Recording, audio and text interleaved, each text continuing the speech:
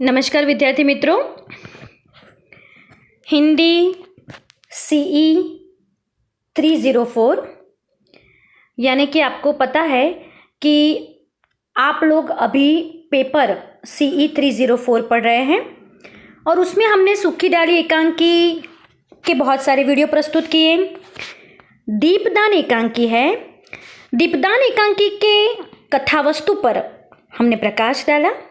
वैसे दीपदान एकांकी के बहुत ही महत्वपूर्ण प्रश्नों पर अभी चर्चा बाकी है, मगर कथावस्तु के बाद आप महत्वपूर्ण संदर्भ को समझें तो आपको वो कथावस्तु बहुत ही अच्छी तरह से समझ में आ जाएगी। संदर्भ का मतलब आपको पता ही है विद्यार्थी मित्रों कि एकांकी में जो महत्वपूर्ण संवाद होते हैं, जो पूरे एकांकी का सार उसमें निहित होता है, या एकांकी की समस्या है या एकांकी का चरित्र है, उसका चित्रण भी उसी संदर्भ में प्रस्तुत हो जाता है। तो ऐसे महत्वपूर्ण संदर्भों की हम चर्चा करेंगे। बहुत ही ध्यान रखना है विद्यार्थी मित्रों आपको कि आपकी परीक्षा में 4 प्रश्न जो विकल्प के साथ पूछे जाएंगे, जिसको हम कहेंगे विश्लेषणात्मक समीक्षात्मक प्रश्न। उन 4 प्रश्नों में एक प्रश्न व्याख्या का आता है, संदर्भ से। इन व्याख्याओं पर, इन संदर्भों पर आपको ध्यान रखना है। अब संदर्भ की बात करें तो दीपदान एकांकी के रचयिता डॉक्टर रामकुमार वर्मा है, वो तो आपको पता ही है। अब उसमें महत्वपूर्ण संवाद सबसे पहले एकांकी की शुरुआत में ही, जैसे नेपथ्य जो है खुलता है, उसी में से नदंग और बहुत ही नाच गाने का शोरगुल सुनाई देता है, उसी का ये संदर्भ है। वैसे इतना बड़ा संदर्भ आपके परीक्षा में नहीं आ सकता, मगर यदि काव्य पंक्ति के रूप में पूछा जाए ऐसा, कंकड़ मंधन रण चढ़ 3 दिहाड़ा त्यागरा कोई रंक कोई राव, तो पुत्र बधाई धाव लिखा है, उसका मतलब क्या है? कंकड़ बंधन रण चढ़ण पुत्र बधाई धाव 3 दिहाड़ा त्यागरा कोई रंक कोई राव, यानी कि यहाँ राजा कोई है, रंक कोई है, केवल 3 दिन बाकी है त्याग के और अपने पुत्र को जो है त्याग करने का, और इसी से रण चढ़ना, यानी कि उसका मतलब है एक युद्ध का माहौल हो सकता है। अब यहाँ नुपुर ध्वनि सुनाई देती है, नाच गाना चल रहा है, फिर भी एक राजा की वीरता का उदाहरण देते हुए यहाँ नाच गान में भी ऐसे शब्द का प्रयोग किया है। इन शब्दों के प्रयोग के पीछे एकांकी के बहुत सारे रहस्य भी उद्घाटित हो जाते हैं। कोई रंक कोई राव का मतलब, यानी कि वैसे पन्ना धायमा एक सामान्य दासी की तरह है और बनवीर बहुत बड़ा राजा है, मगर उसकी वृत्ति एक रंक। आगे का संदर्भ, ये सबसे पहले संदर्भ आता है।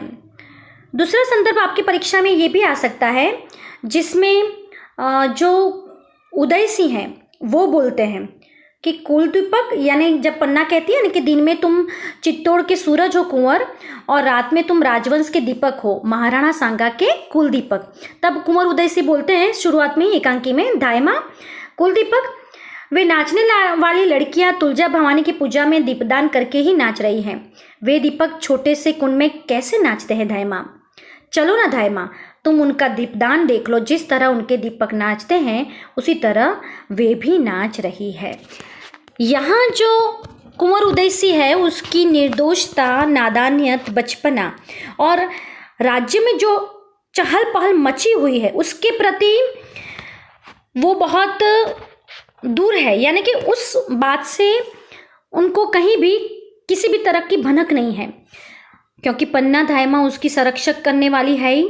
और इसी कारण जब कुल दीपक की बात होती है तब उदय सिंह चौंक जाता है कि ये तो छोटे छोटे दीपक है, वो तो जो है नाचने वाली स्त्रियां बहा रही है नदी में, तो तुम भी जो है मेरे साथ, यानी कि मुझे भी वहाँ जाने दो। तो उदय सिंह का ये संदर्भ जो है प्रस्तुत हुआ है। उदय सिंह पन्ना को ये संदर्भ कहता है और एकांकी की शुरुआत में जब दीपदान महोत्सव रचा गया तब ये संदर्भ आता है। अब यहाँ दीपक शब्द में बहुत बड़ी जो है विस्तृतता है और आपको उसको भी विश्लेषण करके लिखना है। अब ये जो संदर्भ है उसमें उसमें सोना का प्रवेश है और सोना उदयसी के साथ जो है मुझे खेलना है, आपको और उदयसी को बुलाइए। तब पन्ना जब मना कर देती है और पन्ना यह भी कहती है कि बनवीर के अनुग्रह ने तुम्हें पागल बना दिया है सोना, तब सोना क्रोधित नहीं होती और किस प्रकार बोलती है कि धायमा पागल कौन नहीं है। महाराणा विक्रमादित्य अपने 7,000 पहलवानों के साथ पागल है, मल्ल क्रीड़ा ही तो उनका पागलपन है।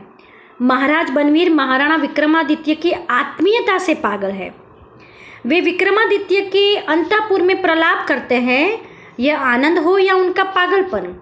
सारा नगर आज के त्योहार में पागल है, तुम कुंवर उदयसी के स्नेह में पागल हो। अब ये जो शब्द प्रयोग किया है सोना ने कि तुम कुंवर उदयसी के स्नेह में पागल हो, यहाँ उसके बाद वो हंसती है और ये भी कहती है कि मैं तो इनके सब के पागलपन में पागल हूँ।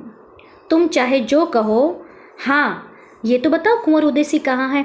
यानी उसका जो पहले उदयसी के स्नेह में पागल हो ऐसा कहकर हंसना, ये सोना का व्यंग यहाँ प्रस्तुत होता है। क्योंकि जिस प्रकार पन्ना धायमा अपना सर्वस्व त्याग बलिदान करके राज्य भक्ति में, देश भक्ति में और महाराणा सांगा के एक ही वचन पर सर्वस्व त्याग करती है, तब सोना जो है वो व्यंग करके कहती है इतनी संपत्ति उसके पास है और यदि वो चाहे तो कुंवर उदयसी को सौंप कर, बनवीर को सौंप कर बहुत ही शांति से आराम से राजमहल में रह सकेगी, मगर फिर भी एक पागलपन उसके भीतर है, देश निष्ठा का, वचनबद्धता का। तो सोना उस पर हंसती है कि मैं तो, आप लोग जो ये पागलपन कर रहे हैं उसी में मैं पागल हूँ। यानी उसके हंसने में ये व्यंग है कि यदि खुश रहना है तो निस्वार्थ न होकर केवल स्वार्थ से और अपनी ही सोचकर हम खुश रह सकते हैं। तो ये सोना की एक विचार दृष्टि जो संकुचित है, जो जिसको अपने पिता के शान पर भी गर्व नहीं है या अपनी देशभक्ति या राज्य भक्ति के प्रति भी उसका कोई जो है योगदान नहीं है, और तभी वो पन्ना की इसी पागलपन पर हंस रही है। तो ये संदर्भ सोना के जब प्रवेश होता है तब होता है, वो आपको ध्यान में रखना है। और उसके व्यंग में बहुत सारी बातें हैं, वो भी आपको ध्यान में रखनी है। अब यहाँ चंदन जो है जब प्रवेश करता है पन्ना के, वहाँ अपना पुत्र जब उसके साथ आता है और पन्ना कहती है कि कहाँ चंदन, पानी कहाँ, और तुम्हारे अंगूठे में से तो धार बहे, मेरी आंखों से एक बूंद पानी भी ना निकले। यानी जब चंदन के पैर में से लहू निकलता है, तब जब रो पड़ती है पन्ना, तब चंदन कहता है कि तुम क्यों ये आंखों में से आंसू निकाल रही हो। तब ये जो है पन्ना ऐसा कहती है। तब जो चंदन है वो बात करता है कि ओह माँ, तुम तो बातें करने में बड़ी अच्छी हो। जब मैं बड़ा होकर बहुत सी जागीरें जीतूंगा माँ, तो तुम्हारे लिए एक मंदिर बनवाऊंगा, देवी के स्थान पर तुमको बिठाऊंगा और तुम्हारी पूजा करूंगा, तुम अपनी पूजा करने दोगी। यहाँ उसकी मातृभक्ति और माता के प्रति अपार स्नेह भी प्रकट होता है।